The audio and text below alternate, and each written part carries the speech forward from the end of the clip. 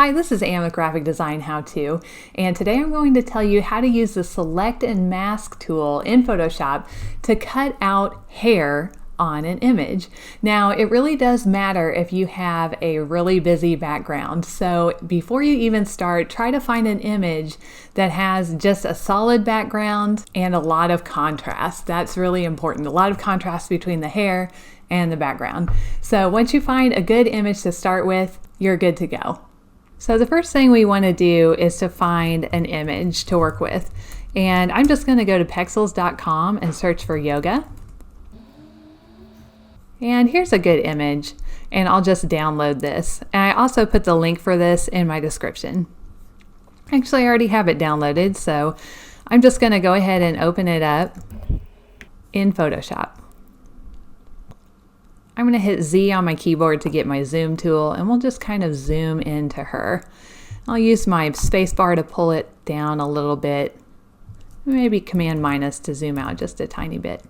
I'm just going to completely isolate her entire body.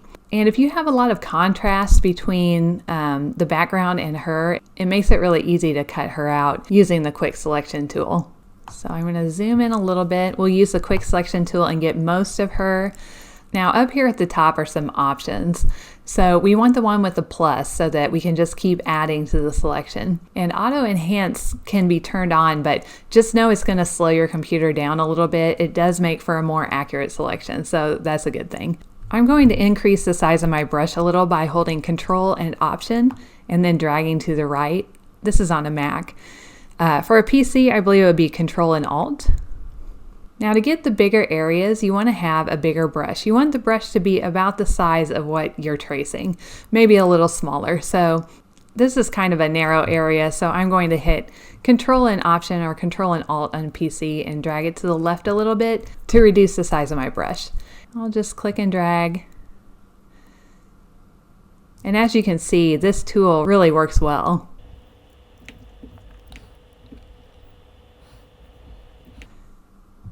We've got a few places where we're going to have to do some fine tuning, but for the most part, it's getting the edges fairly nicely.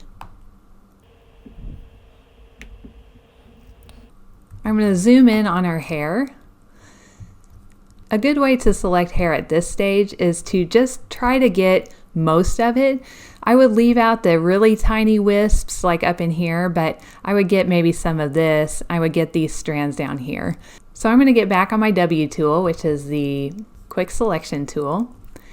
And I'm going to hit Control and Option to reduce the size of this brush. So since I have a much smaller brush, when I select these things, it doesn't get everything. I'm going to try to get a little more right here. And then I think these parts of the hair are pretty important. I'm going to get a really small brush and we'll zoom in and we'll just trace these lines. Doesn't have to be absolutely perfect, but you do want it close. I'm going to make my brush just a little bit smaller and get this one right here. We can also hold Option and delete areas that we don't want.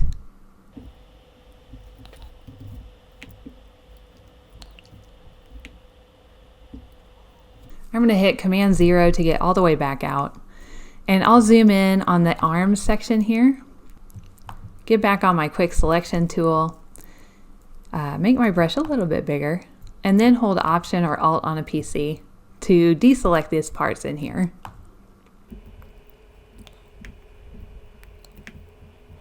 I usually use a Wacom tablet. Right now I'm using the trackpad on my Mac and it doesn't do a great job. I'm just not used to it. So that's why it is not a great selection. Now that you have your selection, you can hit the letter Q on your keyboard and it will turn your selection, everything that you have, to red.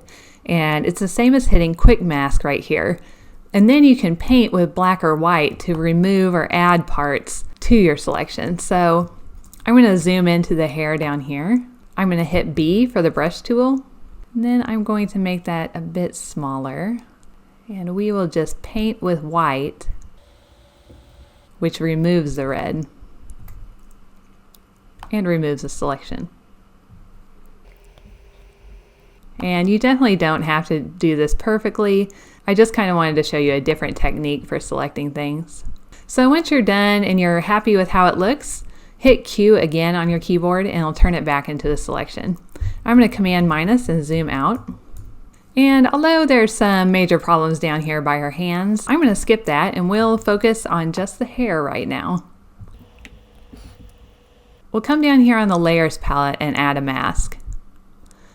So you can see there's a lot of blue that we didn't get and some pieces that are cut off. And that's just fine. So let's go to Properties. If you can't see this, you can go to Window and then Properties. And then we'll go to Select and Mask. Now the first thing I do when I get in here is I change my view mode to on black.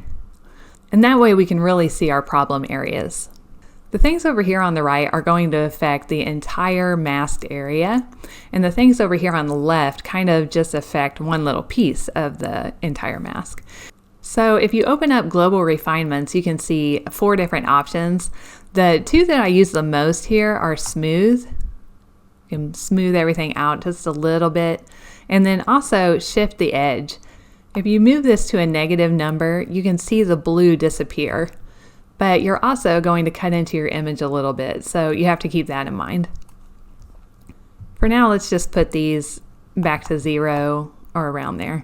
I don't mind it being a little brought in. Okay, so let's take a look at these tools over here, one of them in particular, which is the Refine Edge brush tool. So we'll click on that.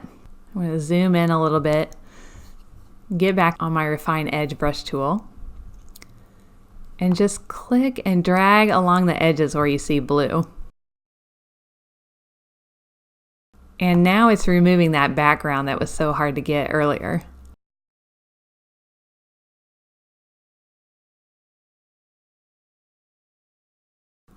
I'm just clicking in the blue areas and just dragging a little bit. If you want to get into really refine it, go ahead and make your brush size quite a bit smaller. And I generally like to keep my hardness very low, like 0, to kind of give it a smooth edge.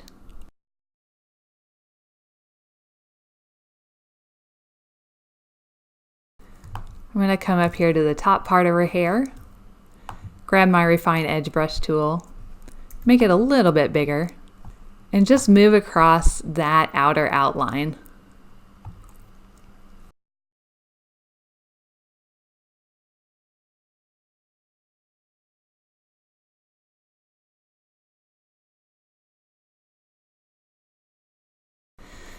And now you're still going to get some of that reflection of the blue through her hair and that kind of thing, or whatever's in her background. It's probably going to reflect on her skin and in her hair.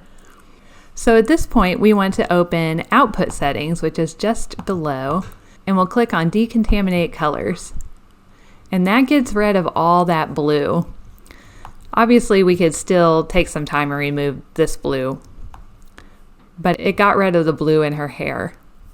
And then we'll say OK. And now you can see all the little flyaways in her hair. So all we'd have to do now is just add another background. I'll create a new layer, and I'll click it and drag it underneath this current layer. And let's make it a lot different. I think I'll make it kind of a yellowish, maybe light yellow color. And then I'll hit Option Delete, which will fill the foreground with that color. Now let's take a look at her hair. It's cut out pretty nicely, especially if she's going to be used in, say, a magazine ad or something like that. She probably won't be this zoomed in, and it won't be nearly as noticeable that, you know, this isn't perfect. From even this distance, it looks pretty good. So this is the best way that I know of to cut out hair, but if you have a better way of doing it, please leave a comment in the comments section. Alright, that's my video for this week. If you liked it, please click on the like button, and I'll see you next week with another graphic design tutorial. Thank you!